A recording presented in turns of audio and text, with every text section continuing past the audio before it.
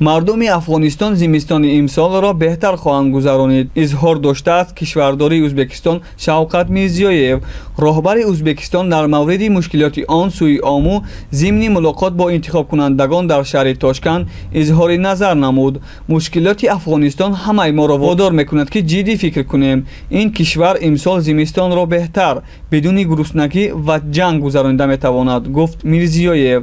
дар робита ба масъалаи зимистони бехавфи Афғонистон Мирзиёев аснои суҳбати худ дар мавриди пандемия таъкид кард. ӯ гуфт ҷаҳон ҳеҷ гоҳ ин гуна озмоиши ҷиддиро надида буд, зеро вазъияти мавҷуда дар робита ба паҳншавии бемории коронавирус ҳатто абарқудратҳоро дар ҳолати ногувор қарор додааст. дар идома ӯ изҳор дошт ки барои Ӯзбекистон аз ҳама муҳим ин аст ки тире аз Афғонистон ба қаламрави кишвараш паронда нашавад.